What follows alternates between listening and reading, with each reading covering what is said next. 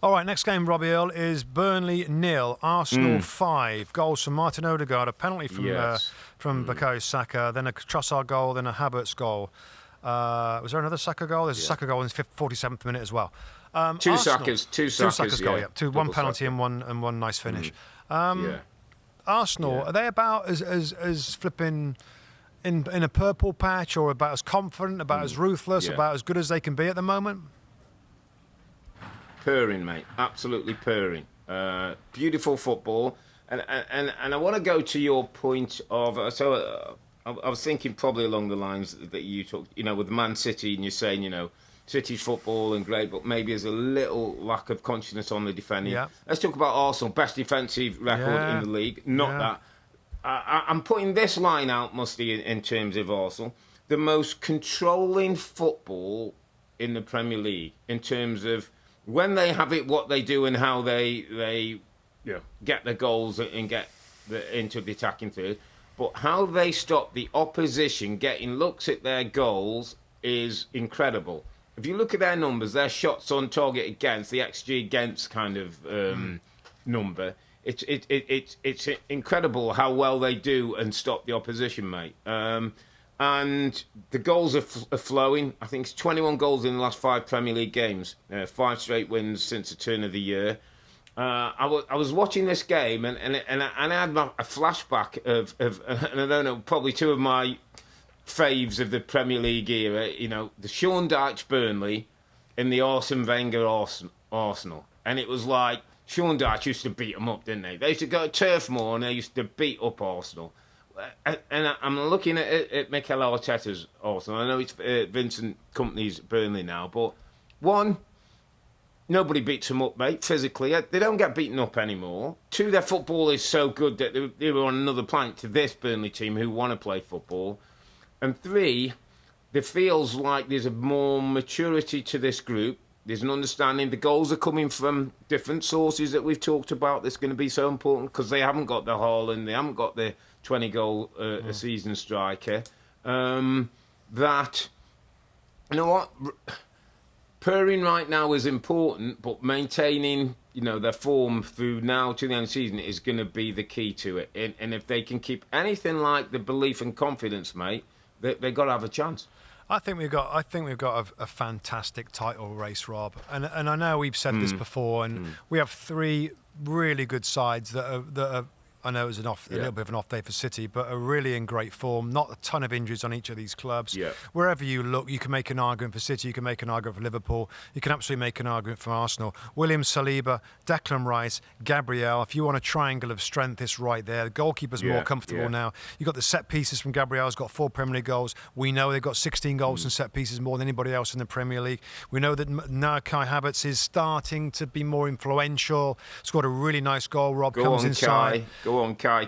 Yeah, he comes inside, little nutmeg, and scored from that midfield position, making his forward runs looking happier going forward, but also more giving without the ball. I think we've seen that the last couple of games. His work ethic, all of a sudden, like, wow, he's got a great engine. We're seeing it.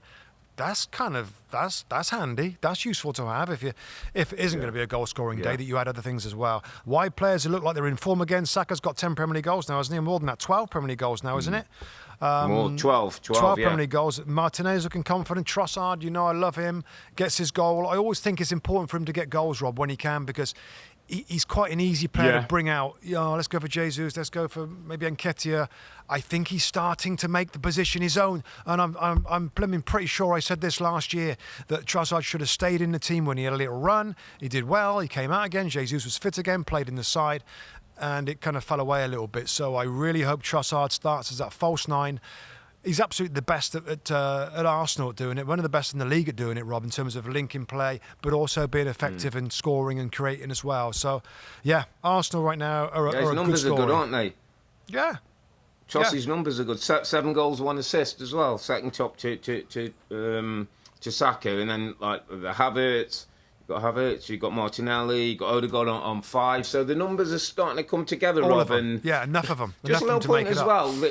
The Havertz goal, and it's something that I read a few weeks ago, and it's just come back to me and starting to be something. have a look how many times or from how many throw-ins that Arsenal either have a shot, a goal, or score. It's another part of, and I don't know if it's a set-piece guy again, but the Havertz goal comes from a throw-in. And it's worked. And you have a look, go back on goals for Arsenal in recent times. Set pieces and throw-ins play a big part in, the meticulous way that Mikel Arteta and his staff are trying to help this team to get over the line. So I totally agree. I think we have got a race. My lines were, I think, Arsenal are the most controlling in their football, the way they play and the way that they stop the opposition. Liverpool, I would say, the most dangerous. Man City have the most sort of tactical options, I would say. Maybe against Thomas Frank. I think City can put you in a vice and not let you out. But that was my how I look at the top three and how I look at Arsenal. In good nick right now. They've got a Champions League game against Porto midweek, mate. FC Porto away, and then they're at home to Newcastle next Saturday. So, 2 games that are of importance, and obviously we'll have to see what team he picked. Does he look to rotate at all midweek and then bring some players back into the team for the Premier League? Is there any kind of priority? But yeah, a couple of important games, but get the sense. Celebration police weren't saying too much this weekend after a 5-0 win, which I'm like, as I've said before, knock yourself out, Arsenal. Keep scoring goals, keep celebrating, keep doing what you're doing, because it just looks like there's a really good feel around the football club at the moment. Yeah, and just before we move on, Rob, I think the Champions League point is a good one. They want to progress. The whole mixing of the squad. They make changes. They're not making changes. It's hard to travel in that level of competition now, Arsenal, and still win games in the Premier League. That's what City have done really, really well. Liverpool are in the Europa League, and there's a lower priority when it comes to winning a Premier League title as Jurgen Klopp bows out. That might be a little advantage that Liverpool might use, Rob, in terms of being fresh and ready for every Premier League weekend and not have to travel and to scramble a little bit, recover players after a difficult knockout stage in the Champions League. Something else to remember. But no, particularly Liverpool and Arsenal, great weekend, and really enjoyed the games. Yeah. Just quick line on Burnley, mate, because I just felt like this was Vincent Kompany after just said we didn't compete in any area. 3 wins all season, 13 points, pretty much guaranteed to be headed back to the Championship. We've talked about before that, we believe in what Vincent's doing, the ownership group. Hopefully can keep most players together. They can come again, they'll play a style and come up better knowledge. But from now to the end of the season, I thought this weekend, it was the first time I saw Burnley not competitive. And I've said that about Sheffield United. It's almost like there's 2 teams now who are not competitive. That's not a good look for this team and Vincent. Yeah, listen, I think it's a valid argument when you see them get pasted 5-0 at home, Rob, with the style and the criticism that's going to come in. I'm not going to change. I'm not going to change my opinion that this club, this team had to be rebuilt in the summer. They rebuilt it. Well, not rebuilt it. They added some more parts in the January transfer window. 2 of the back 4 that played, Rob, in this game came on deadline day. The centre-back and and Assignon, the right full-back, and Esteve, the centre-back. Esteve's 21 years of age. Now, I know some of these are loan. I think actually Esteve's on loan from Montpellier, but I think there's less loan players than was before, Rob. So we're going to see next season Leicester City in the Premier League where... if you don't make too many changes, they got a great chance of coming back. Vincent Kompany has changed his style. They were superb last year. They've struggled this year with a new team, making a new team, jumping up to this level. For him as a manager, for the team with their style, it's been really difficult. 3 wins is awful. I know, but what are you going to do? Are you going to just say, you know what, Vincent, thanks very much. Let's go down another road. Let's get another bunch of players to play in a different style. Let's do it differently to get back up again, to fail again. Should they play more pragmatic? All right, then go and play like Sheffield United. What's happened to Sheffield United? They're going to go down as well. For me, I think the club should absolutely stand with the manager, stand with the philosophy, and I'm thinking the money from the Premier League, the signings that they've made, Rob, they can stay there. It's a young team. They're going to get better. They've learned a ton from being pummeled a few times in the Premier League, and they're going to finish in the relegation spots, but they might grow and they might learn. Now, if they do come back up with Vincent Kompany and they go again, and it's equally as disappointing, but there's less changes in the side, then you can start to say for me, well, okay, Vincent, it was great. We love the philosophy. We're going to get another guy with the same philosophy that might do better. So for me, it's hang fire, stay strong, stay tough. I believe in Vincent Kompany as a manager, Rob. He's learning. The team are learning. They're super young.